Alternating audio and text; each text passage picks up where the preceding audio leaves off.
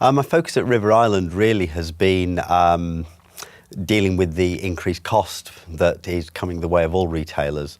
I think it's fair to say that 2016 has been a pretty tough year. We've had Brexit affecting consumer confidence. Sales have been relatively flat, and where we have seen growth in sales, it's all been about discounting. The weather's conspired against us. It's always been too cold, too wet or too warm by turns. And so against that backdrop, it's really influenced how HR's interacted. So really the key in that very volatile world is around developing our people. So we've put a lot of effort into management development and leadership development. And that's really been the biggest changes that have happened over the year. And I suppose the other focus has been around technology, around recruiting a really good technology team to drive through that pillar of the strategy of the business.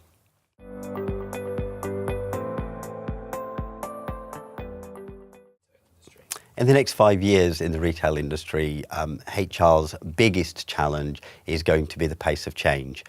Costs are going to keep rising and the pace of change will continue to increase, driven by technology and just societal changes. Given that, I think it's too difficult to predict exactly what that might look like. So I think HR should concentrate on upskilling leaders and management so that they can deal with change and they can lead people successfully through change.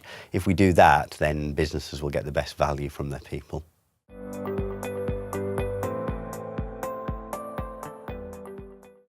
In the near future, I think the biggest people-related challenges facing retail are going to be around some of the uncertainties that we face. Costs are inevitably going to rise and businesses will want to minimise those costs. We have to keep hiring and recruiting and developing the very best staff that we can. So for me, the way we differentiate ourselves from other retailers who are after the very same stuff is important. So we need to clearly articulate what we stand for, what our purpose is, what our values are, what our culture is. Make sure that we hire people with the right attitudes and develop them for the right skills that we need. And if you do that, and we have a differentiated offer, I think we will be successful. But if we just try and keep hiring the same people as everybody else, just using money, it's just not going to work for us.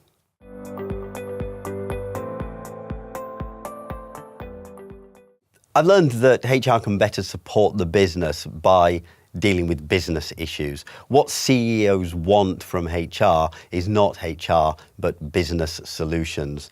Therefore, we've got to deliver those HR things, the bureaucracy, the payroll, the HR information systems at low cost, low friction, get it right first time, every time. It's only when it's a problem that it gets elevated to the CEO level. In fact, what most CEOs want from a HR director is a director, less so the HR piece. We've really got to get more commercial, and we always talk about HR getting a seat at the table, and that's quite tedious now, to be perfectly honest. But we have to address business issues and use business language.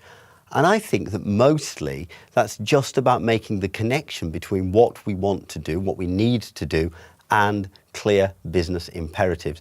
Make those links, make it clear. And sometimes it's very easy to do, and sometimes it takes a little bit of lateral thinking. But by doing that, we get the budgets we need, we get the buy-in we need, and we get the credibility that everybody seems to crave.